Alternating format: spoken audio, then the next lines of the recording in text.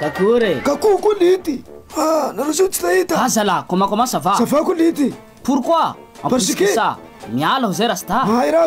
Toy mo tsika. Ka atao ino le kafe kolity.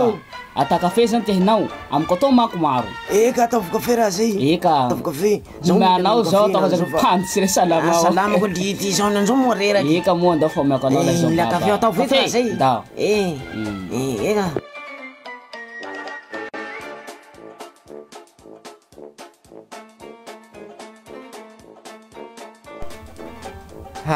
Menako. Niko tehinao zay. Barany tsy hatoy ny haborobory. Saloha koa yaho. La mba hainao tra mahazo ahy. Ino iha? Fa lany biby raiky ho io. Rava an-trano ao. Zany Fa maraky io ny safa mangalatsy. Miharamolo koa. Kainy solution. Ia volan'ny Rizalahy mahitako olo mamily alika. Chien de race.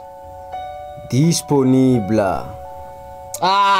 Ino tsy nivolanana fa ela io. Zao moka fa nanao solution iabiaby io tsy mety. Na sia gardien, na mitaka gardien io. Hazala. Fa na tsy courant la koro tsy daitsy Rizalahy. Mbo tafilitsy avao. Ba grave zao.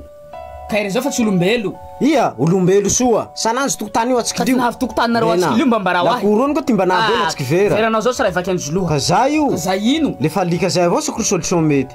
Ka ete tara hare zao. Zao zay nao.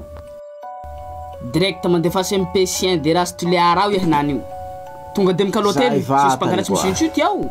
Ao ahitanao berger d'allemand, dog d'allemand, dog argentine. Ito raha tsy ho hitanao ao raste. En plus que ça, mbo misy rotaillette ao, golden retriever, can corso, boerboel. Ka zany ko mbena mila pitbull no husky. Misy ao.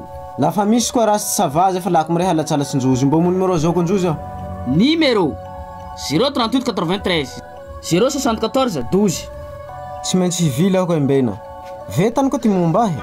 Mba tahibe koa izao koa. Ka valany zavatra na zalahy aminao ao. Valy koa nangalarin-jozy. Na koa raste. Salona manao hoe valinao. Jananiny 500 000 tsy naperte. Fa raha avao koa ihinan'izay. Valinao ndesa omby zato amin'ny babany ao fa ho ahy. Tuliara,